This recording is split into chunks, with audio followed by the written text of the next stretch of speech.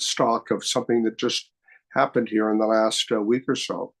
The administration, President Trump, decided to cut over $1 billion with a B, from local food purchase programs.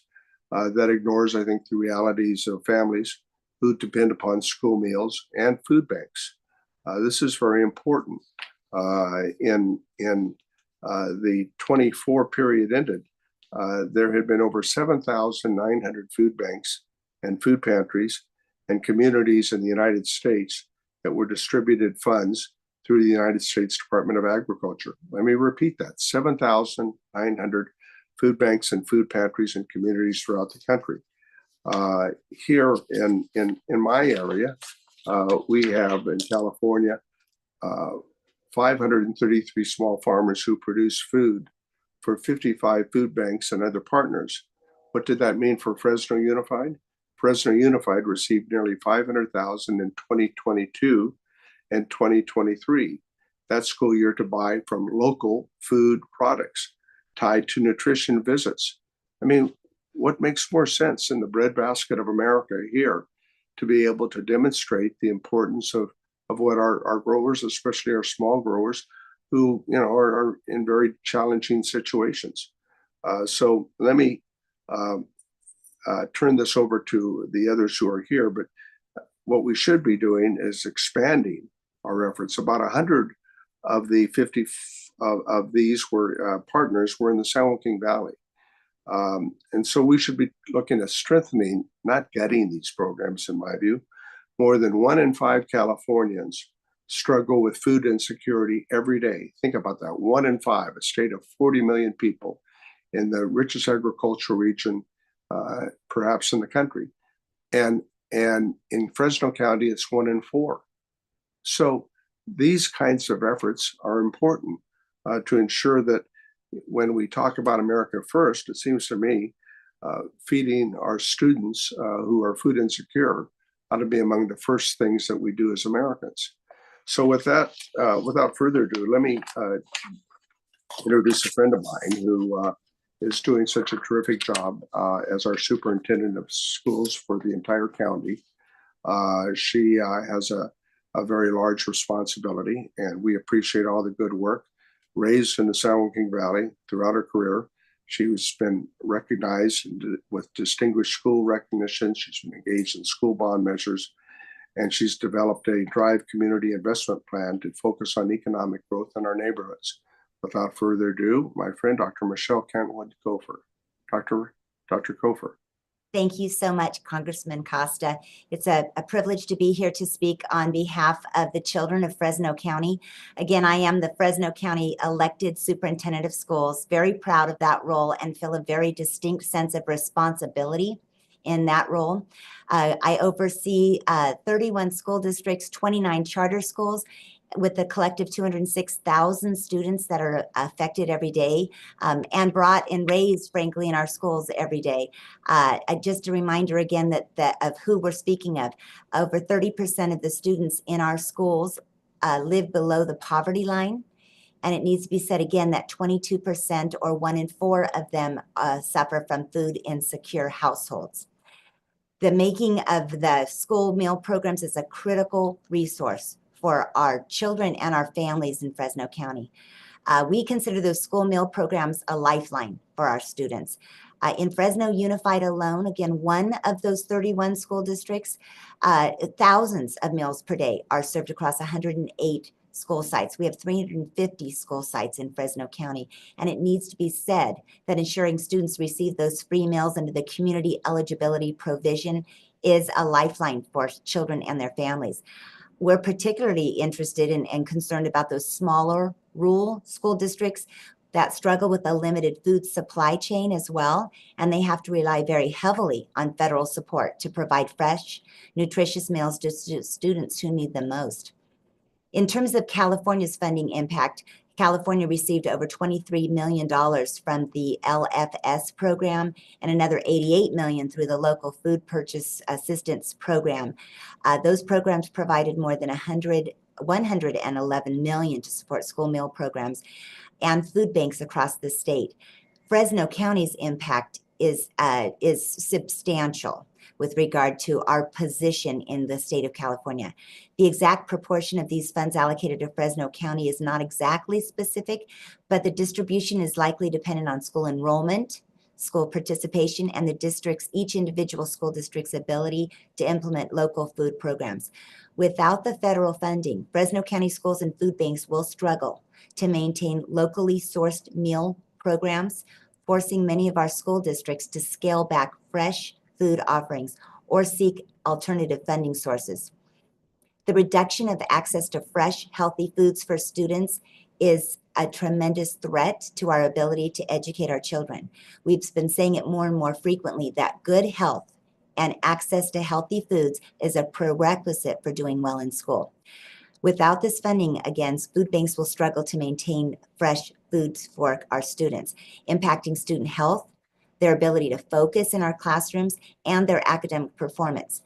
I don't need to tell each of you on this call, but research has shown that students perform better academically when they have regular access to nutritious meals. There's distinct disparities between rural and our urban schools, and we fear that the cuts will widen the gap between larger and smaller school districts. Our larger districts may be able to absorb some costs, but rural and under-resourced schools will face the biggest challenges in maintaining access to fresh food. Additionally, our partners at the food banks and the summer meal programs will have fewer fresh food options to distribute, increasing the food insecurity among students who rely on these programs outside of school hours. The consequences will be extreme for Fresno County schools that are already struggling to afford locally sourced fresh produce, and will lead to greater reliance on cheaper, processed, and shelf-stable foods. That shift will reduce the nutritional value of school meals, which can negatively affect, again, students' ability to be successful in schools in terms of their health, their focus, and their academic performance. As the nation's agricultural heart, Fresno County will feel a significant impact from the loss of funding for local food programs. Our schools, our farmers, and our families will face greater challenges in accessing and providing fresh nutritional meals and widening existing food insecurity issues. Without those resources to support our school meals may decline, disproportionately affecting rural and low-income communities. In short, I just want to wrap by saying we must protect our students, our farmers, and our future. Fresno County cannot afford to lose ground in ensuring that every child has access to fresh, healthy food, not just for their well-being today, but for the strength and success of our community far into the future. Thank you so much. And at this time, I'd like to introduce my colleague in a lot of this work from Fresno Unified School District, Nikki Henry, Chief Communications Officer. Thank you so much, Dr. Kofer, and I appreciate you representing the entire county and also sharing a bit about Fresno Unified. Good morning, everyone. Again, I'm Nikki Henry. I'm the Chief Communications Officer for the Fresno Unified School District. I just want to start by thanking Congressman Costa for bringing us together today to really shed light on an issue that directly impacts the health, the well-being, and the future of our students. At Fresno Unified, we serve over 70,000 students, with nearly 90% of those students qualifying as unduplicated pupils, which means that they are facing significant economic challenges. For many of our students, the meals they receive at school aren't just a part of their day, they are a lifeline. They fuel learning, engagement, and growth. That's why programs like Local Food for Schools have been game changers. With the nearly 500,000 that we received here at Fresno Unified, we invested in high quality, locally sourced food. That included fresh produce, organic chicken and turkey, and other nutritious ingredients that ensure our students receive meals that are not only filling, but also fresh, culturally relevant, and appealing. This funding didn't just benefit our students, it stayed right here in our local community, supporting local farmers and businesses.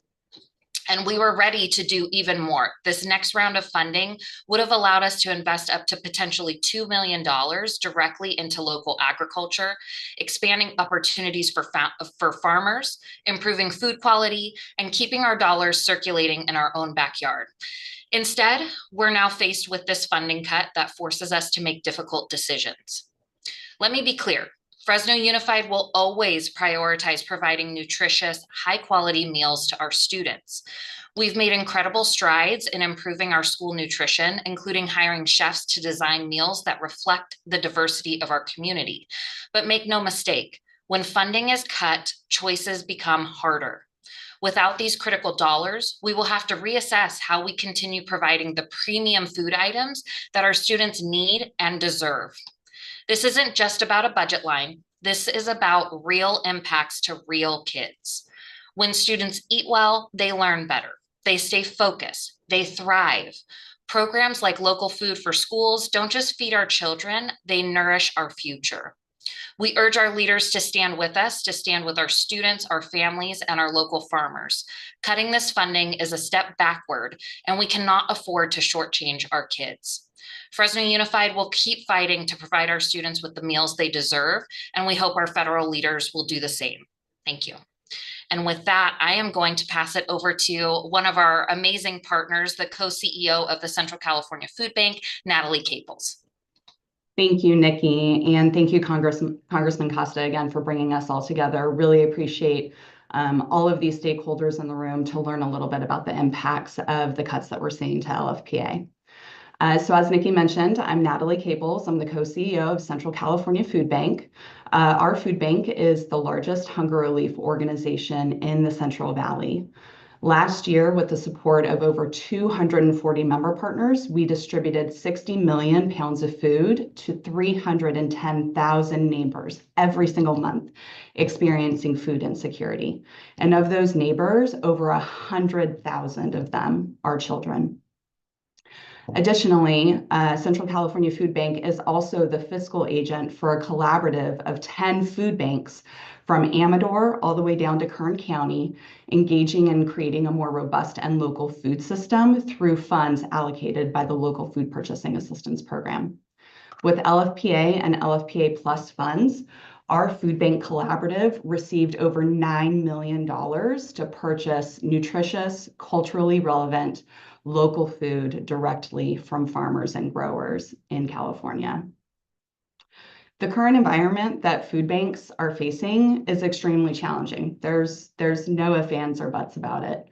The conversation that's being had at the federal level that include potential detrimental cuts to SNAP, a program that provides 9 meals for every 1 meal a food bank like mine can provide, deep cuts to Medicaid, the cancellation of LFPA 2025 funds, and the cancellation of truckloads of food from our TFAP CCC bonus loads that we literally just experienced over the last week, means that there's less food available for neighbors experiencing food insecurity and less economic opportunity and stability in our local communities.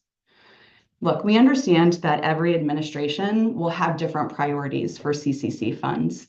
However, the cancellation for LFPA 2025 means less fresh, nutritious foods available for people facing hunger, in addition to the lost revenue for farmers, which I know you'll hear about later from Paul and Bryce, who use LFPA contracts to grow their businesses and invest in their operations. LFPA has really shown over the last couple of years how government can effectively support local growers and producers, and it also demonstrates the key role that food banks can play in this partnership. And to boot, we know that there's bipartisan support for LFPA's support of local agricultural economies. Supporting food programs like this, supporting food programs through LFSP or LFPA really just isn't about hunger relief. That is an added benefit, but it's about keeping American farms strong and independent, and it's about making sure that our communities have the resources that they need to thrive. In terms of next steps, I know that we have seen on the ground the value that maintaining a proven partnership between local farmers, growers, and food banks, a program like LFPA, brings to local communities. And we're really urging lawmakers to explore long-term solutions through the Farm Bill to protect American farmers, strengthen local food systems, and ensure that hard-earned tax dollars support U.S. agriculture and our rural communities. And, Central California Food Bank has been in the fight for local food systems, for food security for a really long time. And we have developed some extremely great relationships with our partners in USDA, in Congress, and in our state government to ensure that every family can have wholesome foods from our Hunger Relief Network when they need help. And we look forward to continue engaging in that work. So with that, I am going to hand it over to Paul Towers, the Executive Director of California Alliance with Family Farms. Thanks. It's a mouthful. Thanks, Natalie. Good morning. My name's Paul Towers, and I'm the Executive Director of Community Alliance with Family Farmers, or CAF for short. And we represent 8,000 family-scale farmers across California. For 45 plus years, we've worked to support the needs of small and mid-sized farmers, from production and pest management support and conservation practices to regulatory compliance, appropriate technology development, and the creation of new market and sales channels. It should be no surprise to anyone here that the future and livelihood of farmers and farming in California is threatened. The majority, or 62% of farms, reported net losses in the most recent agricultural census. And according to that same census, the state continues to lose an average of 4 farms per day. So it's against this backdrop that the U.S. Department of Agriculture has responded. The USDA's Farm to Families Food Box program was created and operated in 2020 to 2021 in response to the hunger needs and challenges in supply chains, including market uncertainty for farmers during the COVID-19 pandemic. The Local Food Purchase Assistance Program, or LFPA, is the next iteration of that program, designed to fund cooperation between the federal government, states, farmers, and food banks, and placing even greater investment on local farmers in this country. In California, we developed this collaborative partnership that Natalie spoke to between farmers and food banks. We often call Farms Together, with this LFPA funding. The program strengthens California's local food bank system, enhancing supply chain resiliency by expanding economic opportunities for smaller scale producers, while providing locally grown products to food banks and community distribution networks. Through a collaborative approach, Farms Together enables food hubs and aggregation partners to purchase fresh produce directly from farmers, assembling farm boxes and bulk food pallets to deliver to food banks and community sites. The stability and planning of the current program has allowed farmers to plan for the future, to expand operations, to buy new equipment, and focus more on the day-to-day operations of running a farm and selling into other market channels. And of course, those dollars are recirculating in the regional economies, like in the San Joaquin Valley. As the congressman spoke to, over 530 farmers, including 100 in the San Joaquin Valley, have benefited from this program. Now, without warning or explanation, the federal government froze funding for LFPA at the end of February. This sudden halt created widespread uncertainty and economic hardship for farmers and disrupted food assistance for thousands of households across the state. Farmers then made their voices heard with USDA and Congress, and we're pleased to say that folks like Congressman Costa heard those calls, and ultimately the funding was unfrozen, and operations are actually restarting today across the state. But the future is uncertain. While almost $47 million was unfrozen for continued spending in the state, the federal government canceled over $47 million in purchasing from California farmers starting later this year. The termination will have significant impacts for farmers in rural communities, scrambling to find new markets, to figure out where to send the food they've already planted, to figure out what to do with the seeds they've purchased or the equipment they've already purchased. And it will also mean 39 million fewer meals for hungry families. So USDA has an opportunity to make much needed investments in California farmers and farming communities. We urge them to reinvest in LFPA or a similar program before the end of the year. I'm now going to turn it over to my colleague and an incredible farmer, Bryce Lowen, to share a little bit more from his perspective. Thanks, Paul. Excuse me. It's a pleasure to be on part of this panel, and I'm just going to tell you a little bit about our farm, my family's farm, Blossom Bluff Orchards. I'm a 4th generation farmer, so we've been doing this for quite a while. My parents, my sister, and myself share ownership of a 78-acre organic fruit farm, primarily summer fruit, peaches, plums, nectarines, apricots. But we have a highly diversified farm. So we include fall fruits like pomegranates and persimmons and kiwi.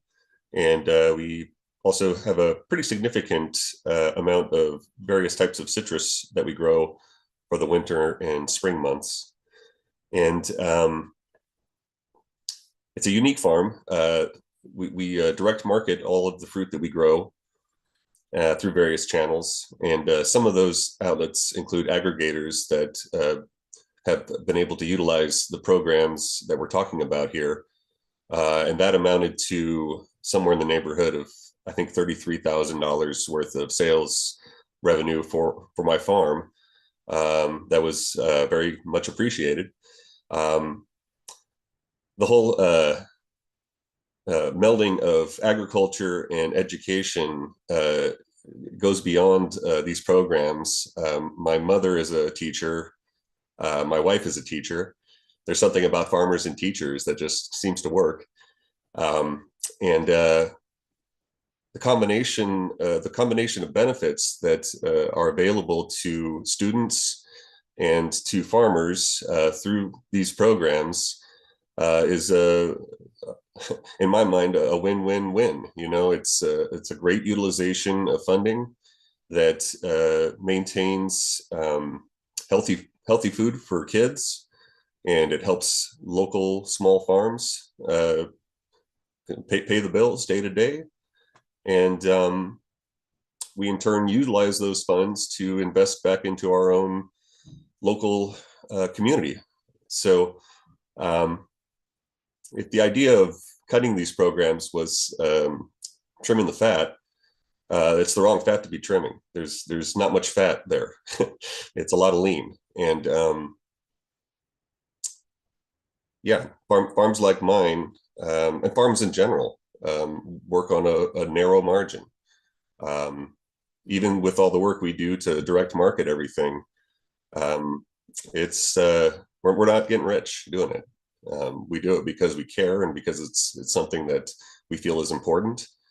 And any ability to get assistance that like what's happening through these programs is extremely important, especially to small farms like mine.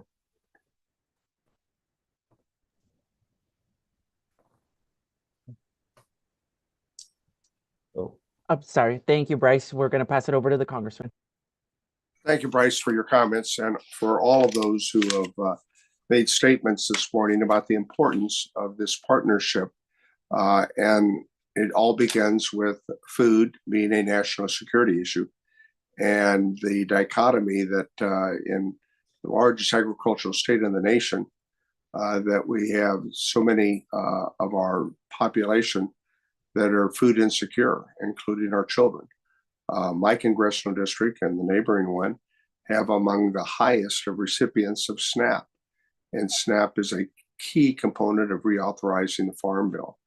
But I intend to continue to make comments on irrational budget cuts as we're going through this reconciliation process with the intent of providing tax breaks for the wealthiest of Americans, and yet reducing the corporate rate from 21 to 15% is not, I think, the way to tackle our budget deficit.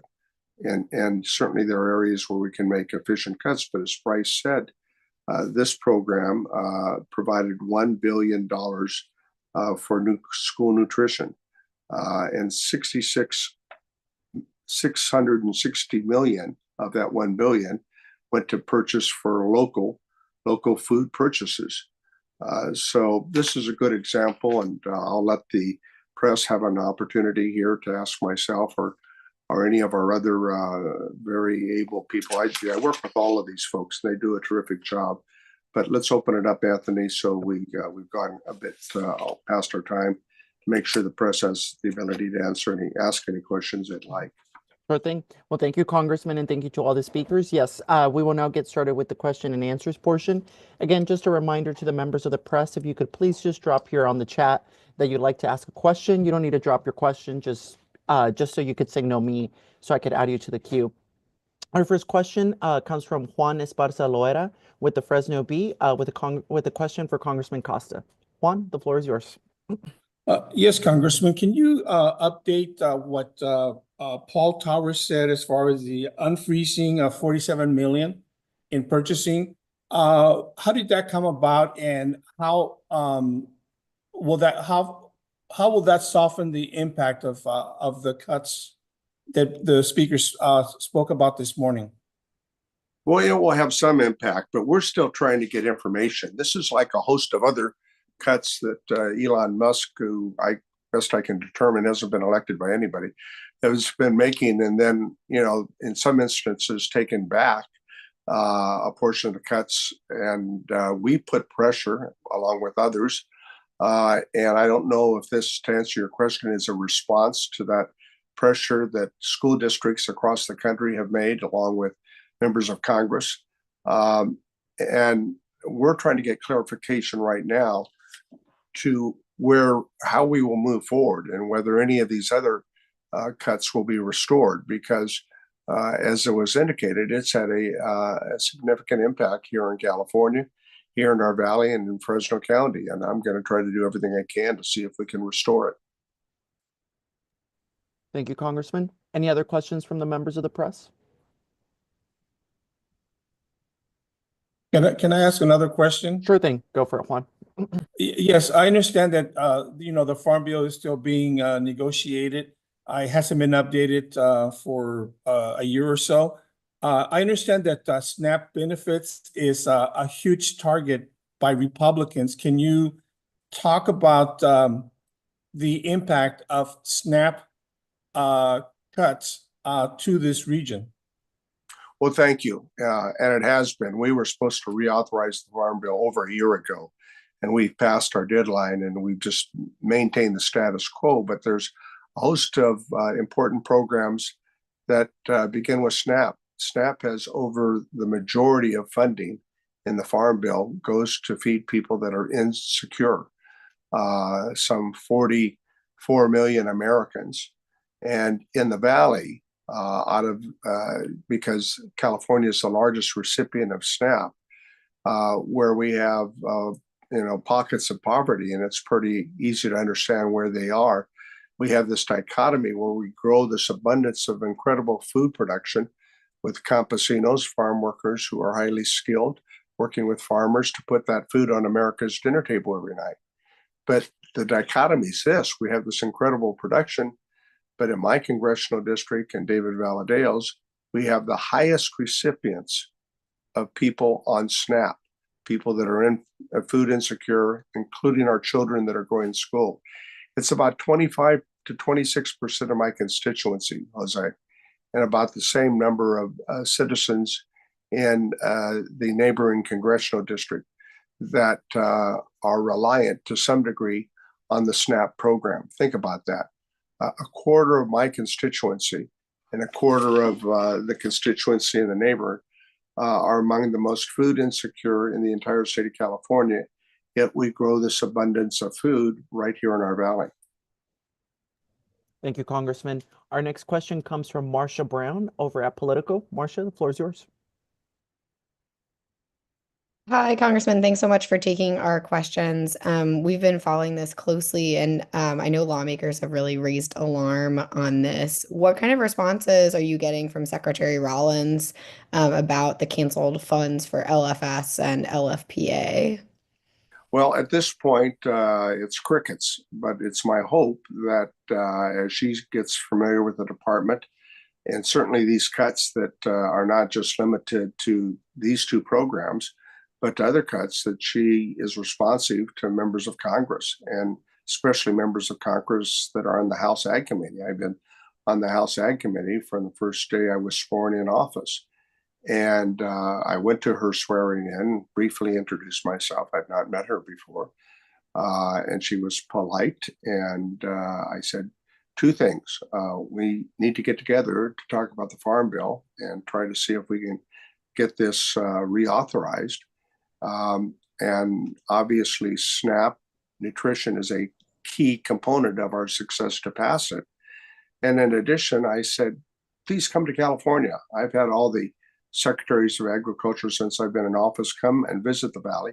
And I'd like her to come see firsthand these two programs to see the challenges our farmers and farm workers are facing out in the fields and why California is the #1 agricultural state in the nation. So I hope she gets back to me on these two programs, but other potential cuts and how we reauthorize the Farm Bill, and hopefully she'll get out to California here soon.